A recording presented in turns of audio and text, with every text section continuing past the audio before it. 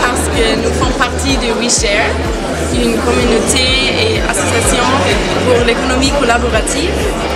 Et ce matin, on va parler du lien entre l'économie collaborative et l'économie positive. Et je pense que ça va être très intéressant.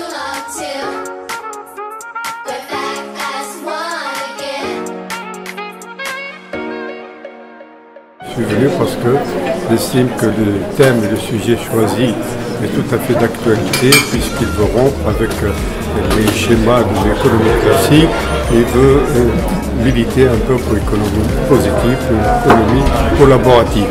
Alors, il y a consommation collaborative et économie collaborative, c'est pas exactement la même chose. D'ailleurs, dans Wikipédia, on n'a pas encore trouvé de définition d'économie collaborative et on est en train de la construire. C'est important parce que, déjà parce qu'il y a un développement économique derrière important qui peut être attendu, qui voit déjà le jour. C'est important aussi parce que ça propose une nouvelle façon de travailler, une nouvelle façon de se comporter à l'autre.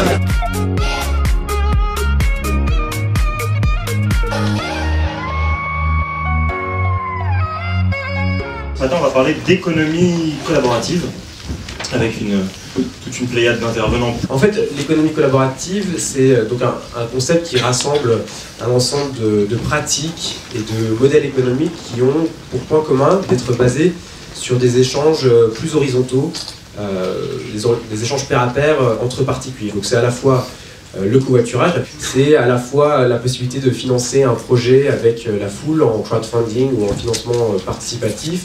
C'est également la possibilité de louer une voiture à un particulier.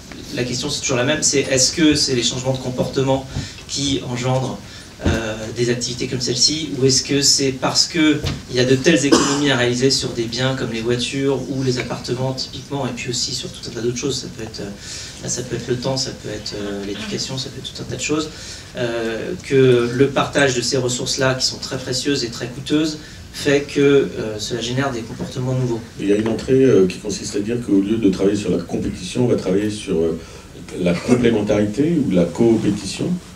C'est-à-dire que sur des nouveaux marchés, il vaut mieux aller vite et être ensemble. Donc il va y avoir un échange de savoir, il va y avoir des contributions.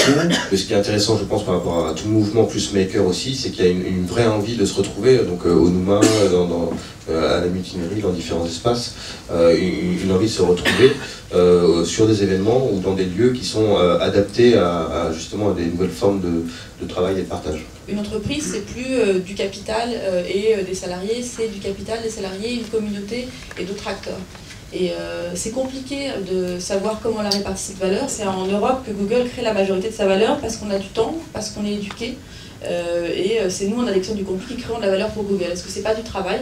C'est une question qu'on va commencer à se poser, je pense. Oui, c'est vrai qu'il me semble moi, qu'il y a quelque chose d'extrêmement intéressant dans cette dynamique de l'économie collaborative, mais qui est peut-être aussi une difficulté dans le passage à l'échelle que vous évoquiez tous. C'est qu'on avait l'habitude pour l'instant d'avoir un secteur profit, et puis entre les deux, il y avait un secteur un peu les ONG, enfin le secteur intérêt général associatif, etc. Et en fait, on n'est pas habitué à avoir un acteur qui peut à la fois poursuivre un objectif d'intérêt général, ou en tout cas qui a une empreinte sociale extrêmement positive, mais qui en même temps fait du profit. Et je pense que dans l'esprit de certaines personnes, il y a encore un peu de difficulté à réconcilier ces deux aspects et de se dire qu'il peut y avoir une entreprise qui a une empreinte sociale positive, une empreinte environnementale positive, mais qui en même temps n'est pas uniquement là pour faire du bénévolat ou humanitaire ou du pur sociétal, et qui peut avoir un modèle économique qui est source de profit.